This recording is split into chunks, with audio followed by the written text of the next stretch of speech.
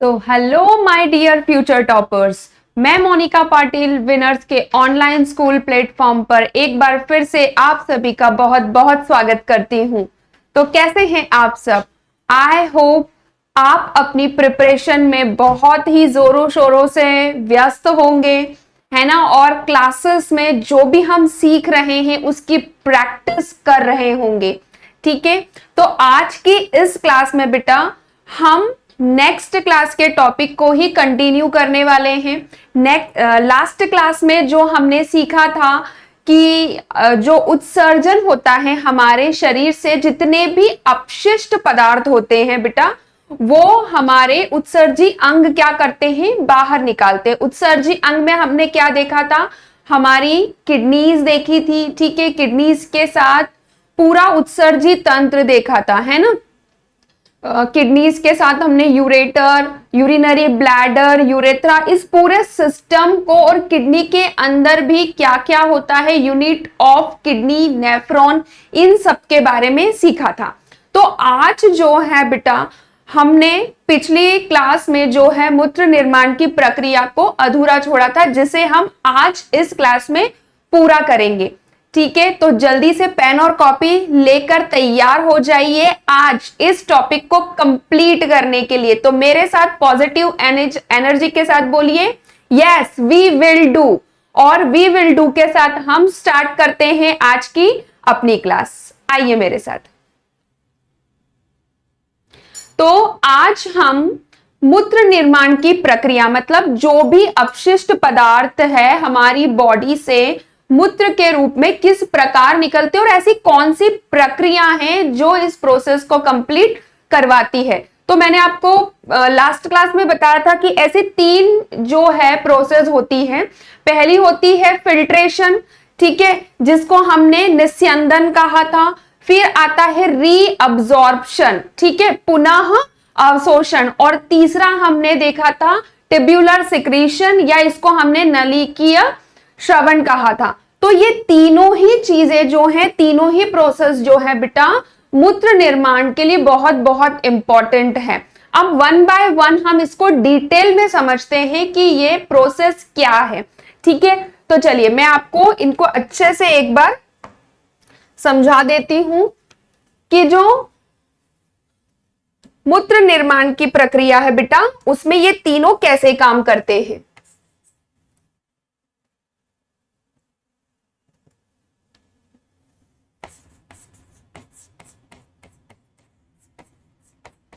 मूत्र निर्माण की विधियां, है ना। कितनी विधियां हैं, अगर आपसे कोई भी पूछे तो कितनी है? 3 प्रकार है। कितने हैं बेटा? 3 प्रकार। कौन कौन से हैं 3 प्रकार? पहला है, अच्छा इसको याद रखने के लिए मैंने एक ट्रिक बताई थी आपको। उस ट्रिक से आपको इसको बिल्कुल भी सिर्फ समझना है और वो आपके दिमाग में फिट हो जाएगी। FRS, FRS, FRS, FRS, FRS जो है क्या है, ये वो ट्रिक है जिसके थ्रू आप यूरिन फॉर्मेशन या मूत्र निर्माण की प्रक्रिया को याद रख सकते हैं अपने दिमाग में। तो F से क्या आ जाएगा बेटा? F से आ जाएगा हमारा फिल्ट्रेशन। क्या आ जाएगा? फिल्ट्रेशन, ठीक है, जिसको हमने क्या कहा था? ये देखिए निस्यंदन। क्या कहा था बेटा? निस्यंदन, निस्यंदन, ठीक है।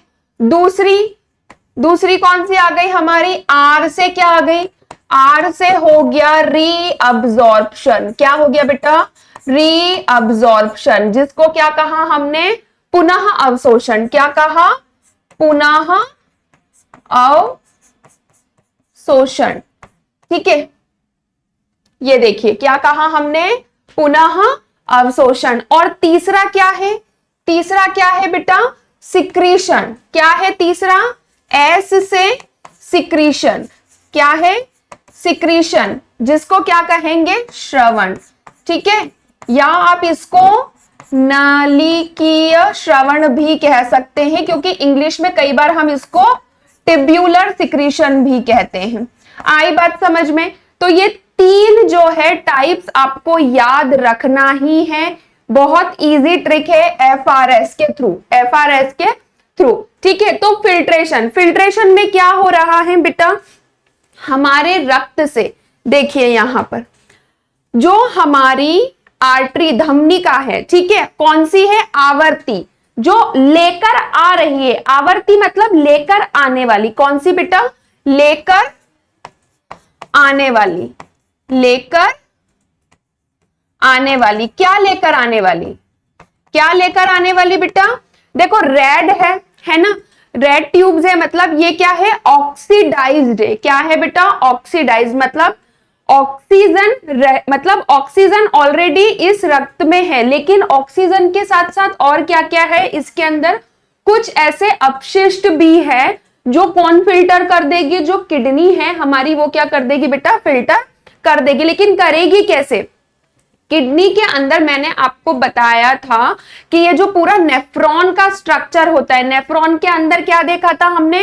ये बोमेन संपुट देखा था, बोमेन संपुट, बोमेन कैप्सूल देखा था। बोमेन कैप्सूल के अंदर क्या थी, जो कोशिका गुच्छ था, मतलब कोशिका का जो गुच्छ था, है ना, ये ग्लोमेरुलस, ग्लोमेरुलस ये क्या करता है, इसके अंदर से क्या करता है, उस धमनिकाओं में से जितने भी अपशिष्ट थे, ये देखिए यहां पर ग्लोमेरुलस द्वारा रक्त के तरल भाग से छान कर क्या कर देता है, ये क्या क्या छान लेता है, अब इसमें से क्या क्या छानता है, जितना भी अपशिष्ट होता है, मतलब हमारा जितना भी टॉक्सिन्स होता है, ग्लूकोज होता है, वाटर होता है, वो सब क्या कर लेता है, ये फिल्टर कर लेता है। अब होता क्या है बेटा कि जब ये अपशिष्ट निकलते हैं, फिल्टर होते हैं, तो इनके साथ में कुछ काम की चीजें भी क्या हो जाती है, फिल्टर हो जाती है, क्योंकि हमें पता है कि यहां पर जो है वो क्या है, बहुत ही फाइन, बहुत ही पतली कैपिलरीज होती है, क्या होती है बेटा, बहुत ही पतली कैपिलरीज होती है।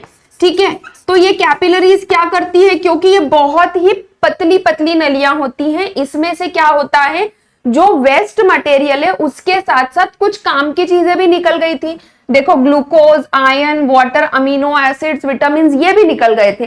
ठीक है, तो अब क्या, हमारी बॉडी किसी भी चीज को वेस्ट नहीं होने देती, किसी भी चीज को वेस्ट बिल्कुल नहीं होने देती, तो फिर ये क्या करती है, इन चीजों का क्या करती है, ये देखिए यहां पर ये क्या है, ये कहां जाएगी, ये आपकी जो है यूरेटर है ना, ये यूरेथ्रा में जाएगी। तो ये जब यहां से जा रहे होते हैं तो जो काम की चीजें होती है वो क्या करती है, वो पुनः क्या आ जाती है, इसमें आ जाती है। देखिए मैं आपको इसको यहां पर मैं अभी इसको डिटेल में बताऊंगी। देखिए ये यहां से क्या हो गई, अंदर आ गई। ठीक है, तो ये क्या होती है, यहां से वापस क्या हो जाती है, हमारी जो वेन्स होती है, किसके अंदर बेटा, इन वेन्स के अंदर। याद रखिएगा किसमें आती है, ये शिराओं में आती है, धमनियों में नहीं जाती, ये शिराओं में आती है, वापस शिराओं में आकर ब्लड वेसल से मिल जाती है। ठीक है, और यहां से फिर क्या होती है, ये अगेन ये देखो यहां से ऐसे घूमी घूमी घूमी घूमी और यहां से फिर ये वापस निकल जाती है। यहां से क्या होती है, ये निर्गामी धमनिका से ये क्या कर जाती है, वापस निकल जाती, वेन से, सॉरी धमनिका नहीं है ये, यहां पर क्या है, ये शीरा है, क्या है बेटा, ये शीरा है। तो ये शीराओं से क्या करती है, वापस निकल जाती है। ठीक है, अब इसमें क्या गया था, ये जो ब्लड था ना बेटा, ये शिरा, महाशिरा के अंदर जो गया, ये एक तरीके से क्लीन ब्लड था। क्या था, क्लीन ब्लड था, मतलब इसके अंदर का जो टॉक्सिक मटेरियल जो था, अपशिष्ट जितने भी पदार्थ थे, वो तो किडनी ने क्या कर दिया था, फिल्टर कर दिया था। बस इसके अंदर क्या बच गया था, इसके अंदर जो हमारी बॉडी ने CO2 छोड़ा था, है ना, वो बच गया था। अब वो कहां जाने वाली थी, वो हार्ट से फिर लंग्स में जाती, लंग्स क्या करता, उस कार्बन डाइऑक्साइड को ले लेता, उसके अंदर फिर ऑक्सीजन ऐड कर देता, और यही क्लीन ब्लड अगेन हमारी बॉडी में क्या हो जाता, पास आउट हो जाता। हर एक ऑर्गन को ये प्योर ब्लड, ऑक्सीजन वाला ब्लड जो है वो मिल जाता। फिर वही ब्लड क्या करता, फिर वही ब्लड उसके अंदर जो अपशिष्ट थे वो घुलते, फिर वो वापस कहां जाता, किडनी में जाता, फिर वहां से क्लीन होता, है ना, कार्बन डाइऑक्साइड लेता और फिर वेने कावा से वापस क्या करता। तो ये जो चक्र है, ये चक्र चलता रहता है। ठीक है, तो फिलहाल हम कहा थे कि भाई जो हमारे काम की चीजें जो थी, हमारी बॉडी के काम की चीजें थी जो थी वो क्या हो गई, वो फिर से क्या हो गई, जो छन गई थी, जो क्या हो गई थी, बाय मिस्टेक फिल्टर हो गई थी, वो फिर से क्या हो गई, वो फिर से क्या हो गई, वो फिर से अवशोषित हो गई थी।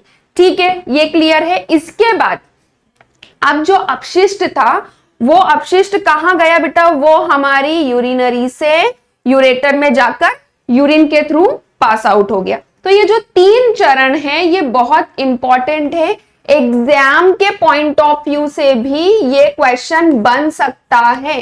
ठीक है, ये क्वेश्चन बन सकता है, तो इसको बिल्कुल भी नहीं छोड़ना है, बहुत ही इजी है ये। ठीक है, यहां तक क्लियर है ना। अब ये जो यहां से आप देख रहे हो जो यूरिन निकला है ना, ये जो यूरिन जाकर किसमें स्टोर हुआ था, आपको याद होगा कल मैंने आपको एक ड्रॉ बनाकर बताया था बेटा, है ना, एक ड्रॉ बनाया था, याद होगा, बहुत सिंपल सा ड्रॉ था, है ना, बहुत ही सिंपल सा ड्रॉ था। कैसा ड्रॉ था ये, बहुत ही सिंपल ड्रॉ था, है ना। यहां से कुछ इस टाइप की ट्यूब्स आपको दिखी थी, है ना, कुछ इस टाइप की ट्यूब्स आपको दिखी थी, है ना, ये देखिए कुछ इस टाइप्स की ट्यूब्स आपको यहां पर दिखी थी, है ना, जिसको हमने, है ना। अब इन दोनों किडनीज से क्या था, इन दोनों किडनीज से 2 पतली पतली, बहुत ही 2 पतली पतली ऐसी नलिकाएं भी दिखी थी आपको।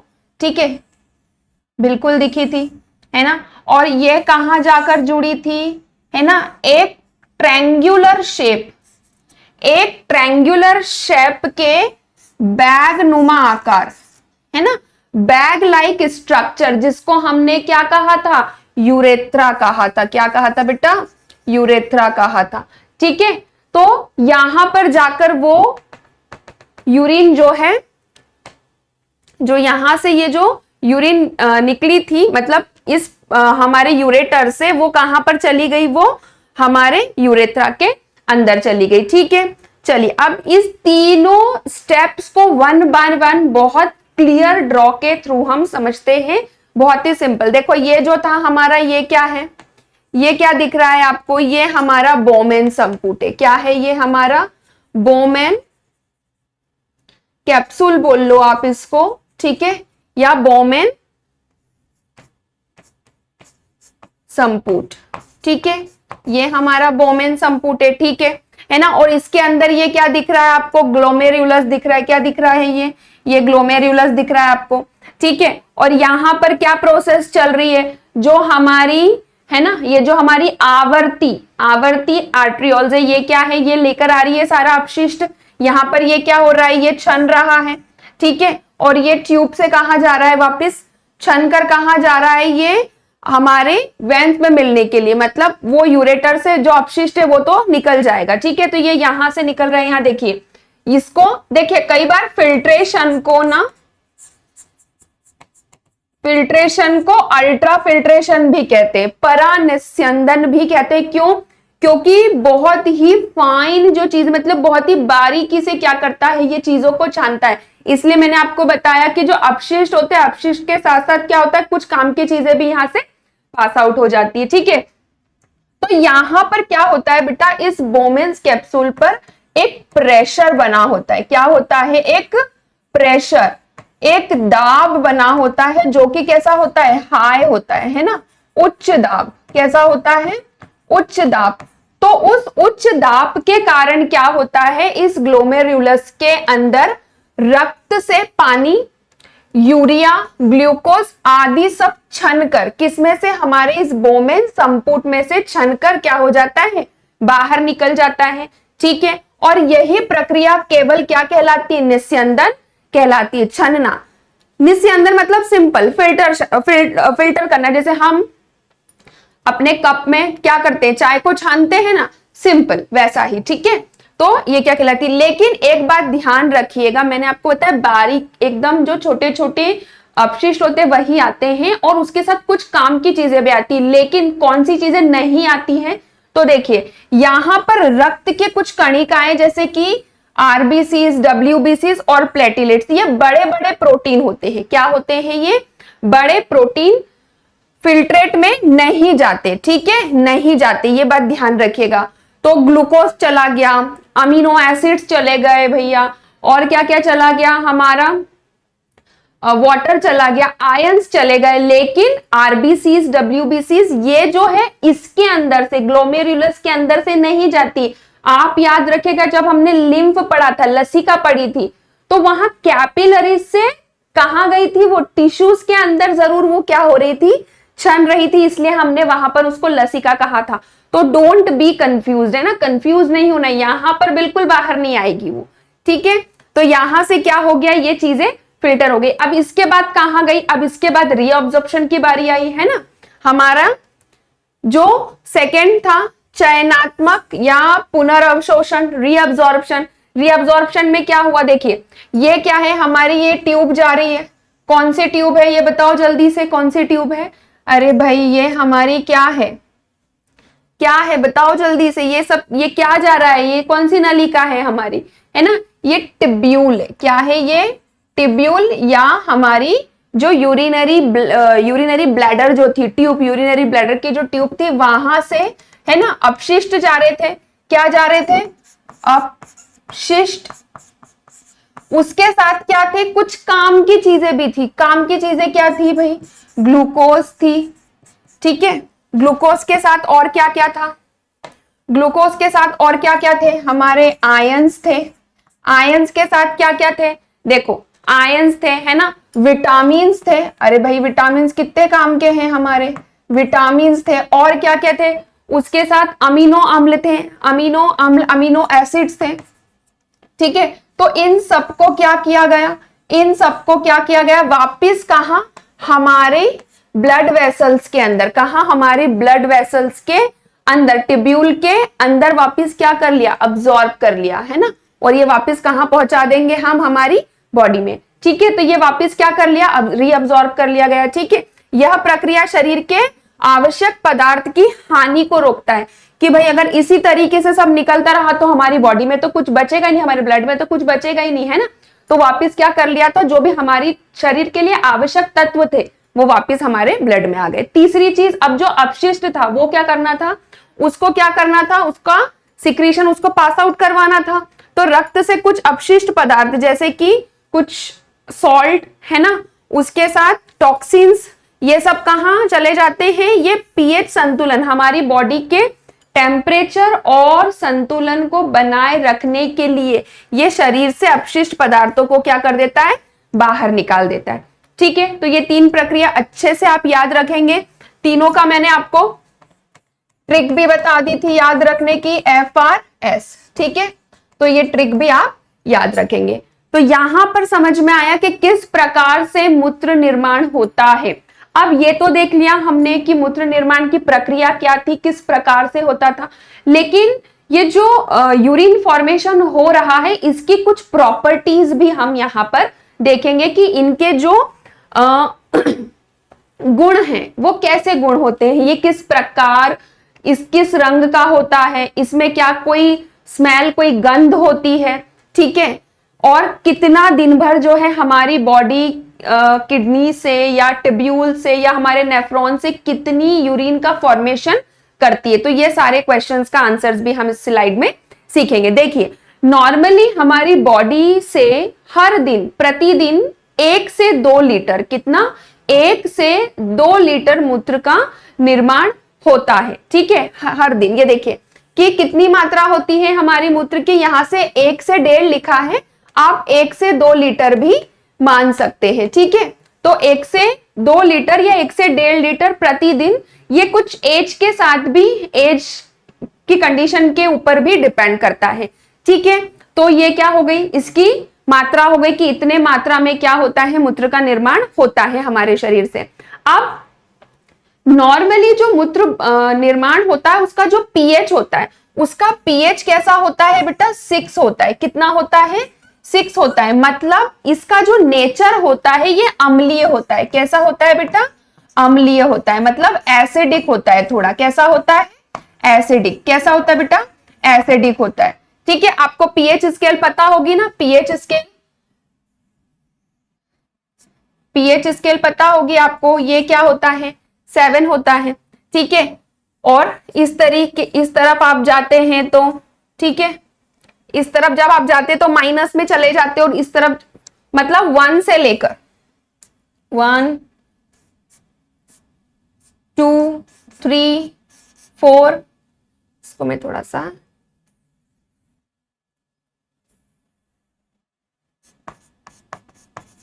पीएच स्केल, ठीक है। 7 से जब हम नीचे जाते हैं तो कैसा होता है बेटा, ये एसिडिक होता है, और इधर जाते हैं तो कैसा होता है, बेसिक होता है। कलर भी आपको पता होगा, है ना, 6 5 4 3 2 1। जैसे जैसे आप इस साइड जाएंगे एसिडिक नेचर क्या होते जाता है, बढ़ता जाता है। और जैसे ही आप इसको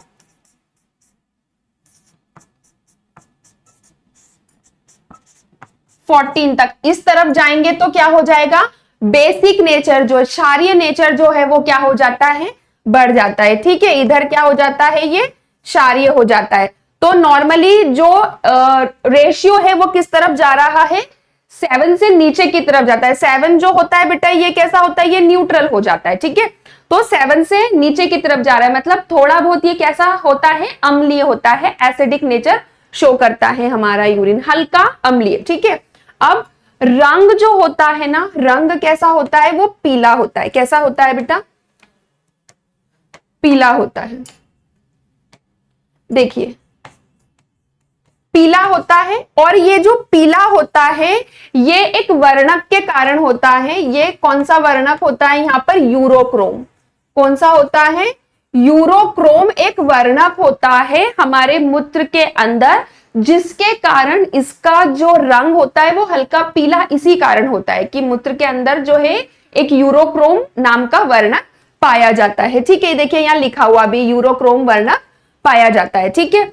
अब इसका जो कंपोजिशन है भैया, ये तो देख लिया हमने कि इसका पीएच क्या होता है, कितनी मात्रा में होता है ना, और इसके अंदर रंग जो है पीला क्यों होता है, किस वर्णक के कारण होता है। लेकिन इसका जो टोटल कंपोजिशन होता है, मतलब अगर हम बात करें कि मूत्र के अंदर और कौन कौन सी चीजें आती हैं, है ना, तो नॉर्मली इसको आप एक मैं ट्रिक बताती हूं कि मूत्र का जो कंपोजिशन है या उसके अंदर जो संगठन है ना, जो कंपोजिशन है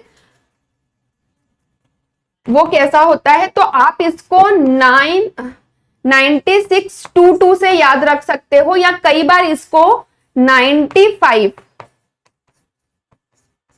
2.5 तो आप इसको ये वाले ट्रिक से याद रख सकते हैं 9622 से, है ना, कि 96% जो होता है या 95%, आप इसको 96 लिखिए, ठीक है, 96 और 22%, ठीक है। तो 96 क्या हो गया, इसके अंदर पानी क्या हो गया, जल हो गया, ठीक है। उसके बाद 2% जो होता है यूरिया। आपको याद होगा कल मैंने आपको कल की क्लास में बताया था कि एक हमारी बॉडी से हर दिन क्या होता है, 2 ग्राम मतलब 2% यूरिया जो है वो निकलता है, और 1 ग्राम यूरिया कितने 50 ml जल में घुलनशील होता है, ठीक है। तो कितना 2% यूरिया होता है, और बाकी लवण, ठीक है, अन्य अपशिष्ट, मतलब क्या देखा अभी हमने वही देखा था कि यूरिन से क्या निकल रहा है, यूरिन से हमारे शरीर के जो अपशिष्ट अभी क्या किया था, नेफ्रॉन ने निकाले थे, फिल्टर किए थे, और आगे फिर रीअब्सॉर्ब करके किसके पास पहुंचा दिए थे, है ना, सिक्रीशन के लिए पहुंचा दिए थे, तो वो यहीं से तो पास आउट होंगे, ठीक है। तो वो अपशिष्ट और कुछ लवण जो है हमारे शरीर के, वो भी यहीं से पास आउट होते हैं, ठीक है। तो ये इसका क्या हो जाता है बेटा, ये इसका कंपोजिशन हो जाएगा, ठीक है। क्लियर है, तो मूत्र के गुण अच्छे से क्लियर है, बिल्कुल। अब देखिए ये जो संरचना मैंने आपको बताई, ठीक है, ये क्या है बताओ जल्दी से, ठीक है। अभी बताया था कि हमने जो देखी थी अभी हमारे पूरा, है ना, उत्सर्जन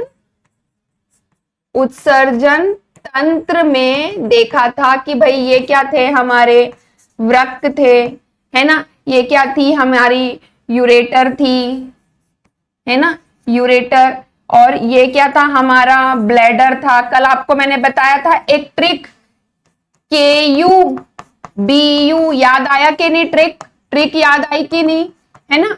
तो ये जो ब्लैडर था हमारा बेटा, ये किस आकार का होता है? ये होता है ट्रायंगुलर शेप का, त्रिकोणीय। कैसा होता है ये त्रिकोणीय होता है।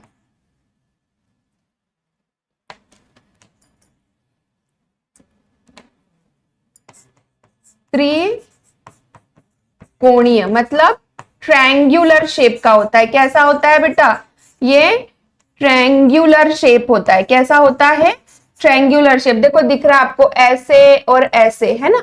कुछ इस टाइप से दिख रहा है। तो ये कैसा होता है? Triangular shape. और हमारा जो यूरेटर होता है बेटा, इसका जो आकार होता है ये ट्रायंगुलर के साथ साथ एक थैली नुमा होता है ना? थैली नुमा क्यों होता है? क्योंकि जितना यूरिन बनता है वो कहां पर? यहीं पर आकर क्या होता है? स्टोर रहता है ना? स्टोर रहता है। और कितना स्टोर करने की कैपेसिटी है? 700 से 800 ml। कितना स्टोर कर सकता है हमारा ब्लैडर? 700 से, देखो इसकी क्षमता कितनी है? 700 से 800 ml जो है यूरिन स्टोर कर सकता है। ठीक है, इतना यूरिन स्टोरेज होता है। अच्छा, एक बहुत ही काम की चीज बताती हूं मैं आपको कि ये जो ब्लैडर होता है ना, ये हमारे मस्तिष्क से, है ना? इसको कौन कंट्रोल करता है? ये कंट्रोल होता है बाय नर्वस सिस्टम, है ना? तंत्रिका तंत्र। हमारे तंत्रिका तंत्र के द्वारा क्या किया जाता है? इसको कंट्रोल किया जाता है। और जब ये भर जाता है ना? जब ये भर जाता है और उसमें संकुचन होने लगता है, तो अब हमारा दिमाग क्या कहता है कि अब क्या करना है? यूरिन को पास आउट करना है बॉडी से, है ना? क्योंकि ये भर जाता है और फिर दिमाग जो है ऑर्डर देता है बॉडी को। तो फिर एक रियलाइजेशन होता है कि now we have to go for pass out the urine. ठीक है, अब हमको क्या करना है? यूरिन पास आउट करना है। आई बात समझ में बेटा?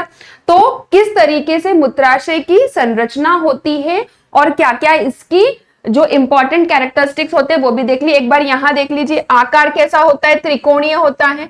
ट्रायंगल और थैलीनुमा बैग लाइक स्ट्रक्चर होता है, बैग जैसा। कैसा होता है बेटा? बैग जैसा होता है। ठीक है, कार्य क्या होता है इसका? कार्य सिंपल सा स्टोरेज करना। क्या करना? स्टोरेज करना। किसका स्टोरेज करना भाई? मूत्र का। किसका? मूत्र का, है ना? फिर ये कैसा होता है? ये पेशीय होता है ना? मस्कुलर, पेशियों का बना होता है। ये एक आरेखित प्रकार की पेशियों, मतलब अनस्ट्रेटेड मसल्स। अनस्ट्रेटेड मसल्स मतलब जो हमारे कंट्रोल में नहीं होती बेटा। ठीक है, जो ये हमारे मस्तिष्क के, इसलिए कई बार होता है ना कि रात को कुछ बच्चे होते वो क्या कर देते? बिस्तर में सुसु कर देते। क्यों होता है ऐसा? कई ये भी क्या होता है? ये it is controlled by our nervous system, है ना? उन बच्चों का कोई उसमें फॉल्ट नहीं होता है ना, क्योंकि ये टोटली कहां से होता है? ये टोटली हमारे दिमाग से कंट्रोल होता है बेटा, है ना? तो ऐसे मसल्स अपेशीय मतलब कि पेशीय, जो कि इट इज नॉट कंट्रोल्ड, ऐच्छिक होता है। ये हमारी इच्छा में नहीं होता है कि भाई हम जाए या नहीं जाए, मेरी इच्छा, है ना? ऐसा नहीं होता है। ठीक है, फिर इसकी क्षमता मैंने आपको बताई कि 700 से 800 ml क्या करता है? ये एक पर स्टोर कर सकता है।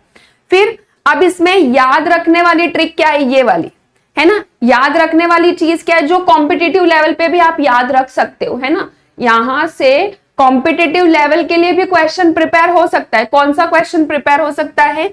कि जो मूत्राशय की पेशियां होती है बेटा, ये अरेखित होती है, अनस्ट्रेटेड होती है, इसलिए ये हमारा सीधा नियंत्रण, मतलब हमारे सीधे नियंत्रण में नहीं होती है। ठीक है, अरेखित पेशियां होती है, हमारे नियंत्रण में नहीं होती। ये क्वेश्चन वेरी वेरी इंपॉर्टेंट है, याद रखिएगा बेटा। ठीक है, ये आईएमपी जहां जहां भी इंपॉर्टेंट है मैं स्टार मार्क कर देती हूँ, you have to note it down.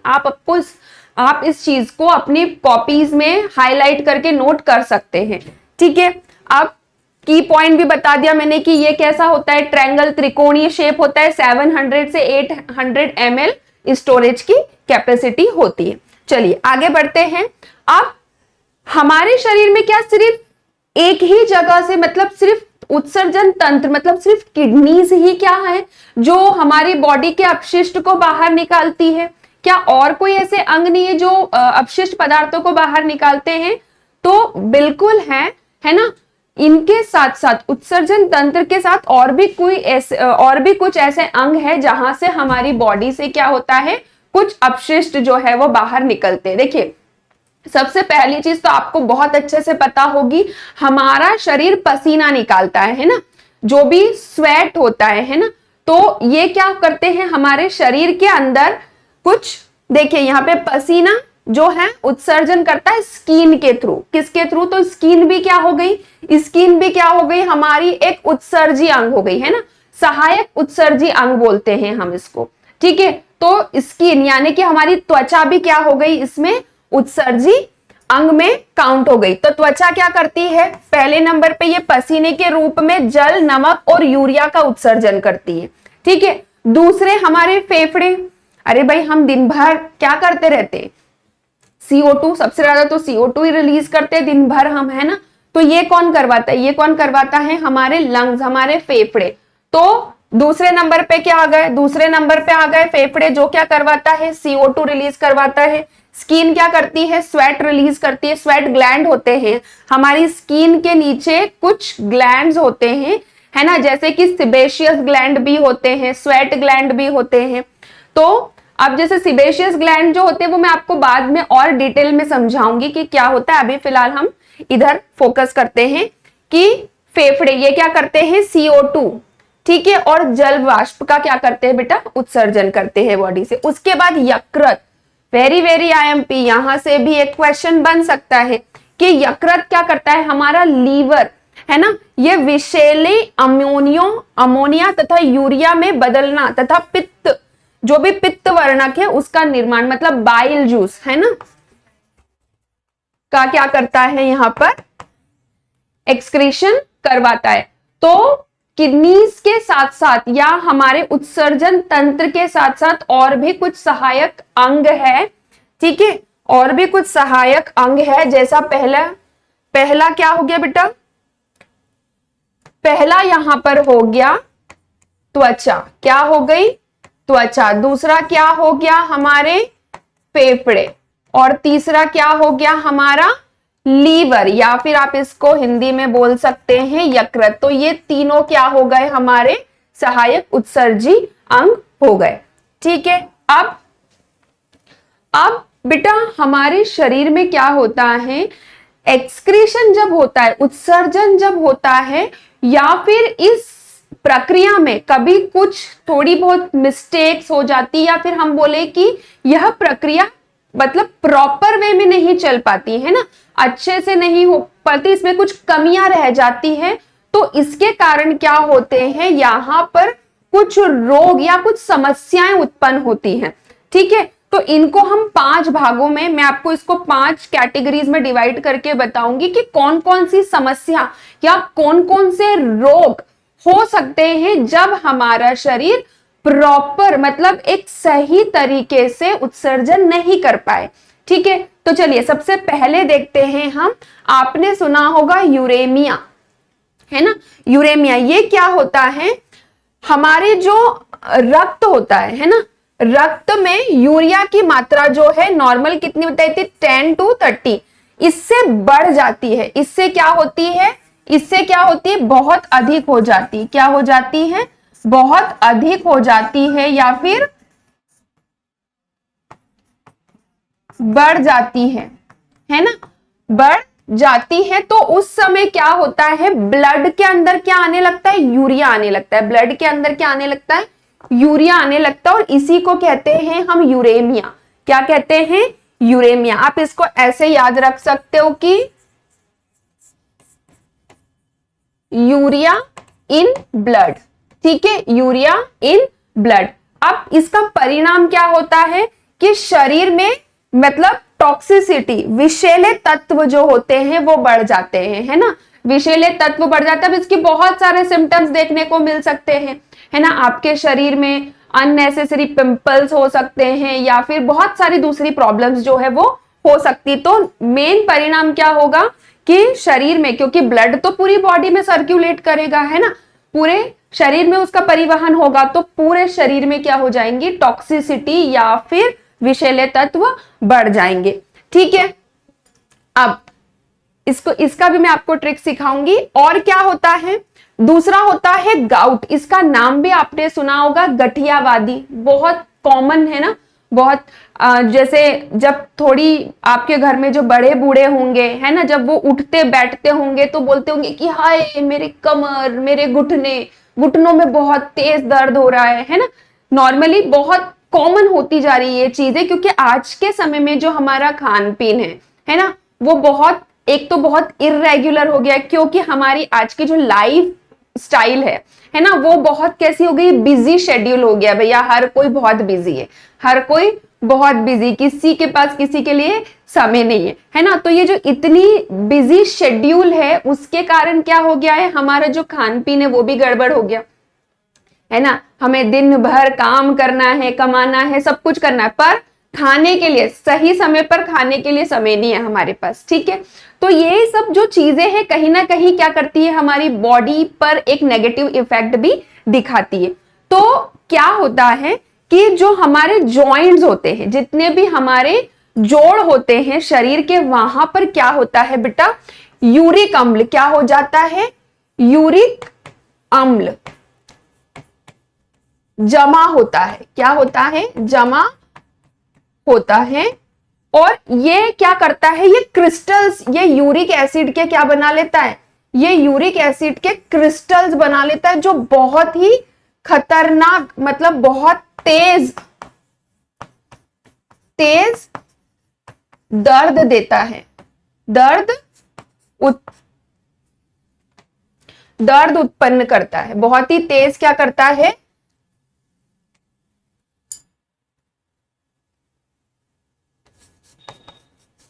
बहुत तेज दर्द उत्पन्न करता है। ठीक है, कहां पर, जोड़ों के बीच में, है ना, जोड़ों में। देखिए यहां पर लिखा हुआ है, कारण क्या है कि रक्त में, है ना, रक्त में यूरिक अम्ल बढ़ जाता है ना। और कहां पर, जोड़ों मतलब जॉइंट्स के बीच में भी होता है ना, जोड़ के बीच में, रक्त के साथ साथ कहां होता है, जोड़ों के बीच में। ठीक है, और ये बेटा, ये जो प्रोसेस है या ये जो डिजीज है, ये आनुवांशिक भी हो सकती है। आनुवांशिक मतलब एक फैमिली से दूसरी जनरेशन, मतलब एक जनरेशन से दूसरी जनरेशन में भी ये जा सकती है, इतनी खतरनाक होती है। ठीक है, ट्रिगर क्या है, ये निर्जलीकरण, मतलब बॉडी में अगर निर्जलीकरण मतलब वाटर अगर कम हो जाता है ना, और या फिर ज्यादा उपवास करते हैं, तो उस समय क्या होता है, ये प्रोसेस होने लगती है। ठीक है, तो प्रॉपर टाइम पर खाना खाना है, ठीक है, डाइट प्रॉपर रखनी है, चाहे आप कुछ भी कर रहे हैं, समय पर खाना जरूर खाना है। ठीक है, तो इसको आप याद रखने का ट्रिक रख सकते हैं, UUGU मतलब यूरिया, है ना, यूरेमिया किससे, यूरिया से, और गाउट भी यूरिक एसिड से। यूरेमिया में यूरिया और गाउट में यूरिक। ठीक है, ये दो चीजें आप, तो गाउट रोग जोड़ों में, ये देखिए यहां लिखा हुआ है, मैंने अभी यहां पर लिख दिया था कि जोड़ के बीच में होता है ना, जोड़ों में होता है, जॉइंट्स में। ठीक है, यहां पर देखिए रक्त में दिया है, लेकिन रक्त के साथ कहां कहां होता है, जोड़ों में भी होता है। और यूरिक अम्ल के क्या बन जाते हैं, क्रिस्टल लाइक स्ट्रक्चर, और ये चुभते हैं हड्डियों में तेज, इसलिए बहुत खतरनाक दर्द होता है। बैंड भी मतलब ना झुकते बनता है ना उठते बनता है, अगर हाथों में होती हैं तो उंगलियां बैंड नहीं हो पाती, मुड़ नहीं पाती, बहुत तेज होता है। ठीक है, चलिए नेक्स्ट देखते हैं। दूसरा भाग में हम देखेंगे वृक्कपत्री। ये तो नॉर्मली सभी ने सुना होगा, बहुत कॉमन है ना, बहुत कॉमन। आजकल हर घर में फिल्टर, फिर भी किडनी स्टोन की प्रॉब्लम। क्या होता है कि जो हमारी किडनी होती है ना, हमारी जो वृक्क होती है, उसमें क्या होता है, कैल्शियम, है ना, कैल्शियम या फॉस्फेट के लवण, है ना, आयंस जो होते हैं वो जमा होते क्या होते हैं, एक क्रिस्टल, एक पत्थर नुमा आकार बना लेते हैं, जिसको ही हम क्या कहते हैं, वृक्कपत्री या किडनी स्टोन कहते हैं। ये और यूरिक अम्ल का क्रिस्टल के रूप में, मतलब कैल्शियम, फॉस्फेट, ठीक है, calcium plus phosphate plus uric acid, ठीक है। ये तीन चीजें मिलकर क्या बनाते हैं, स्टोन बनाते हैं। क्या बनाते हैं बेटा, स्टोन। कौन सा स्टोन, किडनी स्टोन, ठीक है। अब बहुत ही तेज ऐसे बैक में ना, क्योंकि मैंने आपको बताया था कि पीछे की तरफ, कमर के पीछे की तरफ क्या होती है, हमारी दोनों किडनीज होती है और ऊपर नीचे होती है थोड़ी, तो पीछे की तरफ कमर में तेज दर्द निकलता है, चुभ के बहुत तीखा सा दर्द निकलता है, ठीक है। तेज दर्द और मूत्र त्याग में भी गंभीर बाधा होती है, ठीक है। तो यूरिन पास आउट में भी क्या होती है, बहुत समस्या होती है इसके अंदर, ठीक है। फिर दूसरा आता है नेफ्राइटिस या ब्राइट रॉग भी कह सकते हैं इसको आप, है ना। तो आप ब्राइट से सुन के समझ में आ रहा होगा कि कुछ चमकती हुई चीज होगी, है ना। वैसा नहीं है। ब्राइट का मतलब जो होता है बेटा, यहां पर इसमें एक जीवाणु जो होता है स्ट्रेप्टोकोकाई, क्या होता है, स्ट्रेप्टोकोकाई नाम का एक जीवाणु का संक्रमण हो जाता है इसमें, है ना। कहां पर, ये जो हमारी फिल्ट्रेशन हो रही है ग्लोमेरुलस, मैंने आपको बताया था ग्लोमेरुलस फिल्ट्रेशन, ठीक है। तो वहां पर क्या होता है, स्ट्रेप्टोकोकस क्या कर देता है, अटैक कर देता है। क्या कर देता है, अटैक कर देता है ना, अटैक कर देता है। और अटैक के कारण वहां क्या हो जाता है, संक्रमण हो जाता है। तो जो ग्लोमेरुलस होता है उसमें सूजन आ जाती, क्या हो जाती बेटा, सूजन आ जाती है। और यहां पर जो छनने की जो यूरिन हमारा जो पास आउट मतलब फिल्ट्रेशन हो रहा था, वहां पर क्या होने लगती, थोड़ी सी प्रॉब्लम आने लगती है ना। और जो ग्लोमेरुलस होता है उसमें क्या हो जाती है, स्वेलिंग आ जाती है। तो इसका ट्रिक आप याद सकते हो, कैल्शियम कम, पत्थर और गाउट रोग, ठीक है। तो और ब्राइट में कहा, किडनी में सूजन, किडनी मतलब क्योंकि ग्लोमेरुलस कहाँ है, किडनी में, इसलिए पूरी किडनी में ही क्या हो जाती बेटा, स्वेलिंग आ जाती। तो ये दोनों जो है किडनी से रिलेटेड है ना। यहां पर दोनों ही चीजों में क्या होता है, ये तो नेफ्राइटिस मतलब नेफ्रॉन के अंदर, ये हमारा नेफ्रॉन का डायग्राम था, और ये स्टोन मतलब ये कहां पर, किडनी में, ठीक है। तो ये दोनों चीजें याद रखिएगा, किडनी से रिलेटेड। तीसरी चीज आती है उत्सर्जन रोग, प्रमुख उत्सर्जन रोग, है ना। देखो नाम से ही समझ में आ जाएगा, ये बिल्कुल नाम से ही, हीमेटूरिया, हीमा, हीमे, हीमे, हीमे, हीम, हीम, हीमोग्लोबिन, ठीक है। तो हीम नाम मतलब ब्लड, हीम से क्या समझ में आ रहा है हमको, ब्लड, ठीक है। ट्यूरिया, है ना, टूरिया, तो ब्लड क्या होता है, ट्यूरिया मतलब आप इसको याद रख सकते हो, यूरिन, ठीक है। टूरिया मतलब यूरिन। तो यूरिन के अंदर क्या होता है, ब्लड के कुछ कण आने लगते हैं, ब्लड आने लगता है, ठीक है। तो किडनी के अत्यधिक परागम्य मतलब ज्यादा परमिएबल अगर हो जाती है, किडनी क्या होती है, ज्यादा परमिएबल हो जाती है। देखो मैंने अभी आपको बताया था कि आरबीसीज या डब्ल्यूपीसीज नहीं छन कर आती, लेकिन अगर किडनी में से या किडनी के जो मेम्ब्रेन्स है, ये जो नेफ्रॉन है, ये ज्यादा परमिएबल हो जाए, अरे भाई परमिएबल मतलब वो सभी को आने जाने, है ना। तीन चीजें होती है, परमिएबल, नॉन परमिएबल और सेमी परमिएबल और इम्परमिएबल। तो परमिएबल मतलब सब आओ जाओ, सबका आना जाना। तो अभी हमने देखा था कि भाई सिर्फ अपशिष्ट जा रहे थे, अपशिष्ट के साथ कुछ काम की चीजें, ग्लूकोज, विटामिन, अमीनो एसिड, ये चीजें, लेकिन आरबीसीज नहीं जा रही थी। लेकिन अब क्या हो गया, अब आरबीसीज मतलब ब्लड क्लॉट, मतलब ब्लड भी क्या होने लगा, वहां से पास आउट होने लगा, ठीक है। तो ये किस में होगा, ये होगा हीमेटूरिया में, ठीक है। मूत्र के साथ रक्त के कण भी निकलने लगते हैं। फिर आता है एडिमा, या इसको ड्रॉप्सी भी कहते हैं। देखो इसमें बहुत सिंपल है, इसमें क्या होते हैं, जो हमारे शरीर में ऊतक होते हैं, जो टिश्यूज होते हैं, है ना, हमारे जो शरीर के टिश्यूज होते हैं उसमें स्वेलिंग आ जाती है, क्या आ जाती है, उसके अंदर सूजन आ जाती है। क्यों आ जाती है, ऊतकों में सूजन आ जाती है। अब ये सूजन क्यों आ जाती है, क्योंकि इसके अंदर क्या होता है, इसके अंदर एक फ्लूइड जमा हो जाता है, एक द्रव्य जमा हो जाता है। क्या हो जाता है, द्रव्य, अतिरिक्त द्रव्य जमा होने के कारण क्या, और ये द्रव्य कौन सा होता है, अपशिष्ट द्रव्य। कौन सा होता है, अपशिष्ट द्रव्य जो है वहां पर जमा होता है। तो उसमें क्या हो जाती है, पैरों में या घुटनों में क्या होने लगती है, सूजन आने लगती है। पैरों और शरीर के अन्य हिस्सों में क्या हो जाती है, सूजन आ जाती है और वो फूल जाते हैं, ठीक है। आप इसको याद रख सकते हो। देखो रिमेंबर पॉइंट, हीम शब्द मैंने बताया था, हीम किससे रिलेटेड होता है, ब्लड से, रक्त से जुड़ा होता है ना। हीमोग्लोबिन तो मैंने आपको बता ही दिया कि हीम मतलब क्या, ब्लड, ठीक है, और ट्यूरिया मतलब यूरिन। इससे आप इसको याद रख सकते हो, वेरी सिंपल ट्रिक से आप इसको इजीली याद रख सकते हो। अब आता है नेक्स्ट भाग जो है हार्मोनल डिसऑर्डर। ये जो होता है हार्मोन्स के कारण होता है ना। आपने सुना होगा इंसुलिन, अरे भाई आजकल डायबिटीज जो है कितना कॉमन डिजीज, कितना कॉमन रोग हो गया है कि हर घर में आपको जो है डायबिटीज के पेशेंट मिल जाएंगे।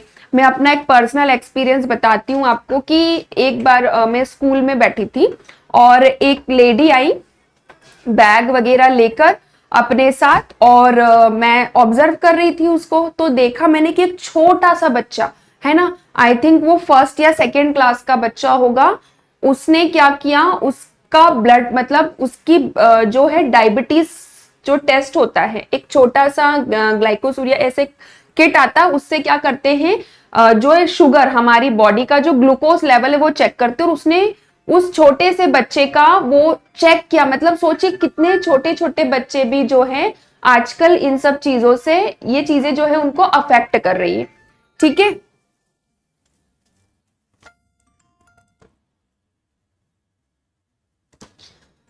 ठीक है बेटा, तो ये समझ में आया आपको। तो हार्मोनल डिसऑर्डर में क्या आ गया, ग्लाइकोसूरिया। ग्लाइकोसूरिया अभी बताया मैंने, यूरिया यूरिया यूरिया मतलब यूरिन है ना, और ग्लाइको मतलब ग्लूकोज, ग्लाइको मतलब, तो ग्लाइको मतलब ग्लूकोज, ठीक है, और यूरिया मतलब यूरिन, ठीक है।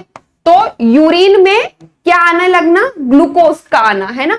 यूरिन में ग्लूकोज जब ज्यादा आने लगता है, ठीक है, तो ग्लाइकोसूरिया नाम की प्रॉब्लम होती है। और ये क्यों होता है, जब इंसुलिन जो है हमारे शरीर में कम, इंसुलिन हार्मोन जो है वो कम बनता है ना, इसका कम स्त्राव होने लगता है तो डायबिटीज हो जाती है। तो ग्लाइकोसूरिया क्या है, डायबिटीज को ही हम कहते हैं, है ना। मूत्र में शर्करा की मात्रा ज्यादा आने लगती है। फिर डायबिटीज इंसिपिडिस, ये भी क्यों होता है, ये एक ऐसी बीमारी होती है बेटा, इसमें क्या होता है कि जो हमारी नलिकाएं होती हैं, है ना, जो संग्राहक नलिकाएं होती हैं, उसमें से जल का अवशोषण बहुत ज्यादा होने लगता है। और ऐसा क्यों होता है, एंटी डायूरेटिक हार्मोन एडीएच के कारण। क्या होता है बेटा, ये एडीएच एक हार्मोन होता है, एंटी डायूरेटिक हार्मोन, इसका स्त्राव भी कम होने लगता है ना। यहां पर क्या कम होता है,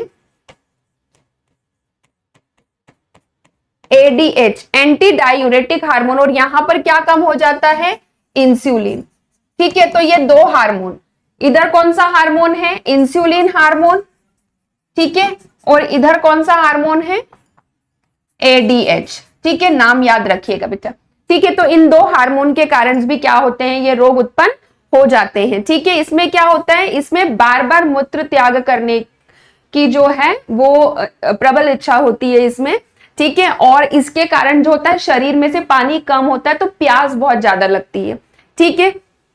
तो ग्लाइकोसूरिया इंसुलिन की कमी के कारण होता है, और डायबिटिक इंसिपिडिस किसके कारण, एडीएच के कमी के कारण होता है, ठीक है। फिर नेक्स्ट जो होता है बेटा, ये क्लिनिकल टर्मिनोलॉजी होती है, कुछ कुछ चीजें इसको आप नॉर्मली यहां पर आप नाम से भी इसको बहुत इजीली याद रख सकते हो। मैं भी आपको इसका ट्रिक बहुत अच्छे से बता दूंगी, ठीक है।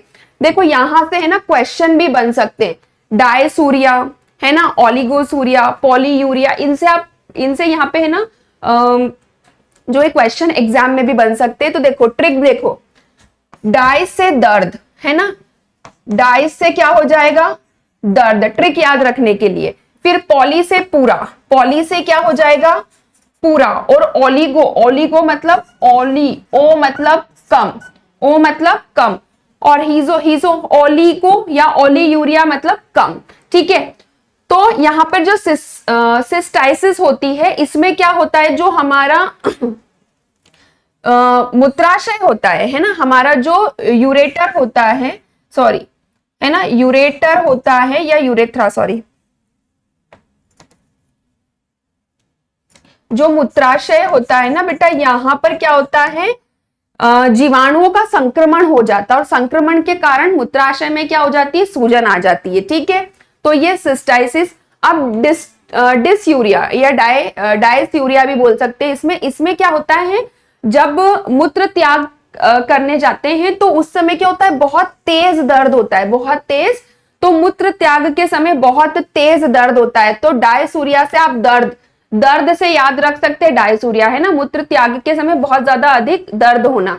फिर पॉलीयूरिया मतलब अत्यधिक मात्रा में मूत्र में जो मूत्र जो है अत्यधिक मात्रा में होना, मतलब शरीर द्वारा अत्यधिक मात्रा में मूत्र उत्सर्जन होना।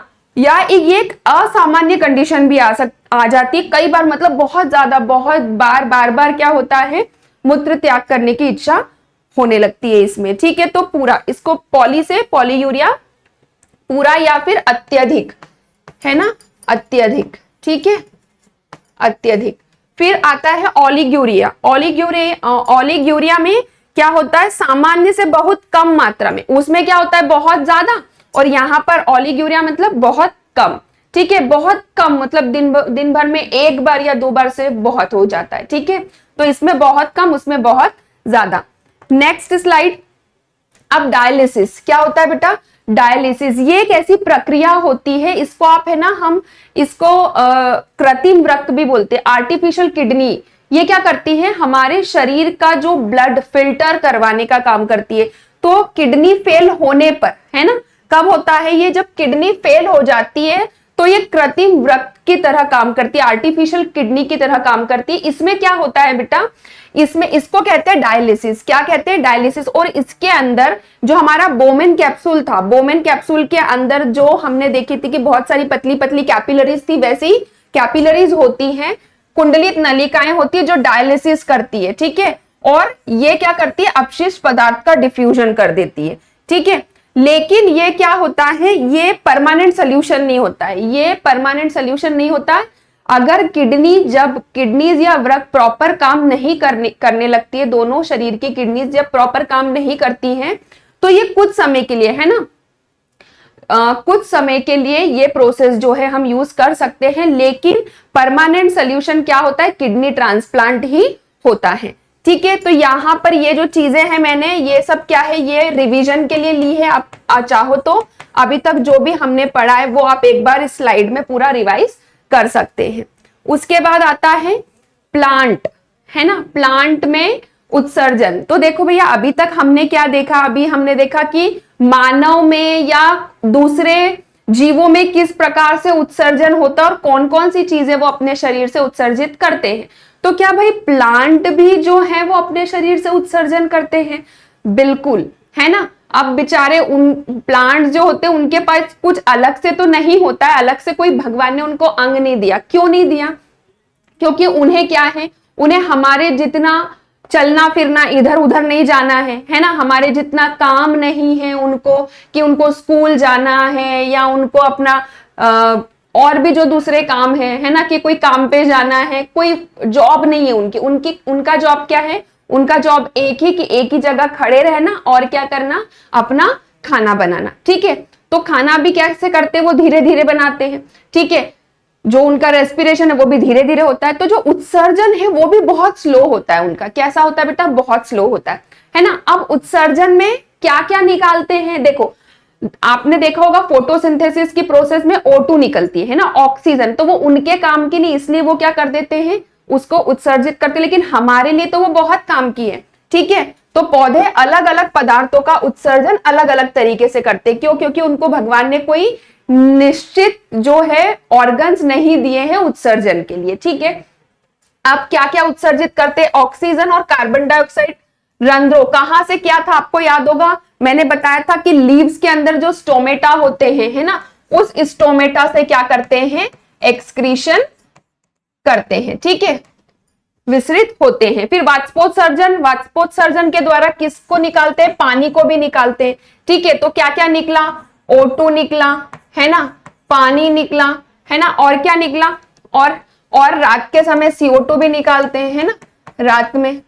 ठीक है, और कुछ पौधों में से, मतलब ये पत्तियों से भी करते हैं, अपनी छाल से भी करते हैं, इसके साथ साथ कुछ और काम की चीजें जैसे कि रेनिन, ठीक है, लेटेक्स, और क्या है, गम, है ना, इतनी सारी चीजें क्या हैं, ये सब चीजें क्या हैं, प्लांट के द्वारा उत्सर्जी, है ना, उत्सर्जन होता है। ठीक है, तो ये सब, इन सब चीजों का क्या है, प्लांट क्या करते हैं बेटा, उत्सर्जन करते। कहां से करते हैं, पत्तियों से, पेड़ की छाल से, ठीक है, और यहां तक कि रूट से भी करते हैं। कहां से करते हैं बेटा, रूट से भी उत्सर्जन करते हैं। अब देखो, जो प्लांट सेल है, प्लांट सेल जो है,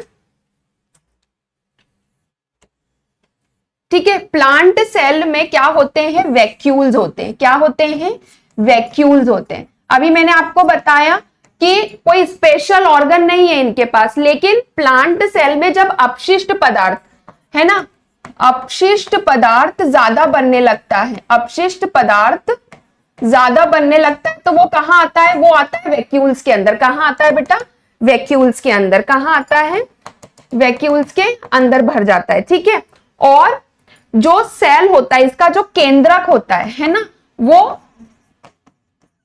छोटा हो जाता है। कैसा हो जाता है, छोटा हो जाता है।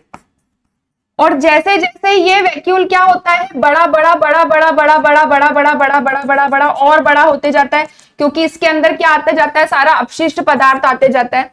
और एक समय पर क्या होता है, जब ये पूरा वैक्यूल्स अपशिष्ट से भर जाता है, तो ये फट जाता है। ठीक है, या फिर क्या होता है कि जब हम पेड़ों को काटते हैं, जब पेड़ काटते हैं, तो उसमें से जो द्रव्य निकलता है ना, उसी को क्या कहते हैं हम, उसका अपशिष्ट पदार्थ कहते हैं। ठीक है बेटा, ये आ गई बात समझ में। तो कहां से निकलता है, वैक्यूल्स से, है ना, अपशिष्ट कहां से निकलता है, वैक्यूल्स से। ठीक है, अब पौधे कुछ अन्य अपशिष्ट पदार्थों जैसे रेनिन, गोंद को बाहर निकालते हैं, जो मुख्य रूप से पुरानी जाइलम कोशिकाओं में जमा होते हैं। ठीक है, पौधों में अपने आसपास की मिट्टी में भी, मतलब मैंने अभी आपको बताया कि रूट से भी, कहां से भी, रूट से भी क्या करते हैं, वो एक्सक्रीशन करते हैं। ठीक है बेटा, तो हमने देखा आज, क्या देखा कि मानव में उत्सर्जन, मूत्र निर्माण की प्रक्रिया और उससे होने वाले रोग, तथा पौधों के अंदर उत्सर्जन किस प्रकार होता है। तो जैव प्रक्रम के जो टॉपिक्स थे बेटा, वो आज हमने यहां पर किए हैं फिनिश। इसका रिवीजन बहुत जल्दी और क्वेश्चन प्रैक्टिस बहुत जल्दी करेंगे हम। ठीक है, तब तक के लिए आप इस सभी टॉपिक को रिवाइज करते रहिए। ठीक है, क्लास एंड करने के पहले जल्दी से हमारे टेलीग्राम चैनल को ज्वाइन कर लीजिए। विनर्स के ऑनलाइन प्लेटफॉर्म को, है ना, जल्दी से सब्सक्राइब कीजिए, लाइक कीजिए, है ना, और शेयर कीजिए अपने सारे फ्रेंड्स के साथ। ये हमारे सारे चैनल्स हैं, इनको भी आप लाइक, शेयर और सब्सक्राइब कीजिए। एंड फाइनली हमारे यूट्यूब के चैनल का फायदा उठाइए, सब्सक्राइब कीजिए, और बाकी बेनिफिट्स भी आप ले सकते हैं बेटा। ठीक है, तो फिर मिलते हैं हम जल्दी ही अपनी अगली क्लास में। तब तक के लिए अपनी प्रिपरेशन कंटिन्यू रखिए, बोर्ड एग्जाम की तैयारी पर पूरा फोकस करते रहिए। ठीक है, और रिवीजन जरूर करते रहिए। तो जल्दी मिलते हैं हम अगली क्लास में, तब तक के लिए good day, have a nice day, goodbye, शुभ रात्रि।